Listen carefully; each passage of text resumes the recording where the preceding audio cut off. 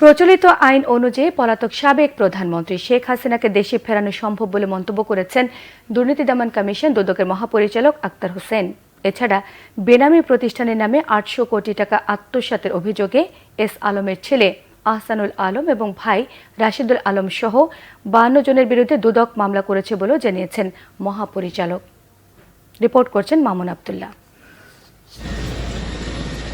২৪-এর গণহত্যা, দুর্নীতির অভিযোগ সহ শতাধিক মামলা হয়েছে ছাত্র জনতার অভ্যুত্থানে ক্ষমতাচ্যুত প্রধানমন্ত্রী শেখ হাসিনার নামে।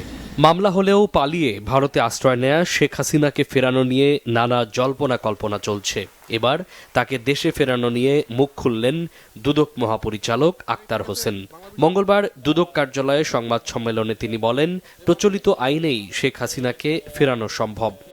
সরকার এবং বিভিন্ন আইন প্রয়োগকারী সংস্থা সহ দুর্নীতি দমন কমিশন এ বিষয়ে কাজ করছেন।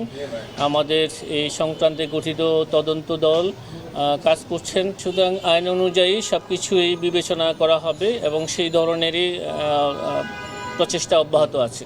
দুদক মহাপরিচালক কথা বলেন এস আলমের দুর্নীতি নিয়েও। জানান, বেনামি প্রতিষ্ঠানের নামে ৮০০ কোটি টাকা আত্মসাতের অভিযোগে এস আলমের ছেলে, ভাই সহ ৫২ জনের নামে মামলা করেছে দুদক।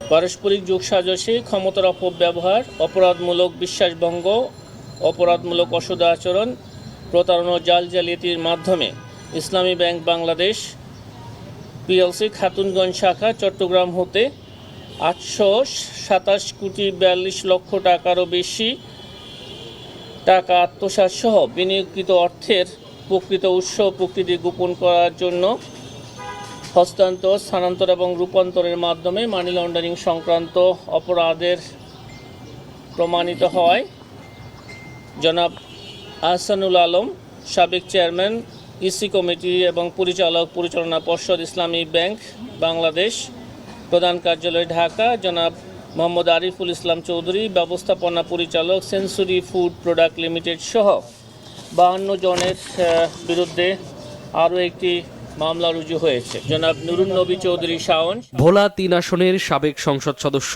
নুরুন্নবী চৌধুরী শাওনের ৫১ কোটি টাকার জ্ঞাত আয় বহির্ভূত সম্পদ অর্জন ও ৩৩টি ব্যাংক অ্যাকাউন্টে ২০৮ কোটি টাকার অবৈধ লেনদেনের অভিযোগে মামলা করেছে দুর্নীতি দমন কমিশন দুদক। ধন্যবাদ।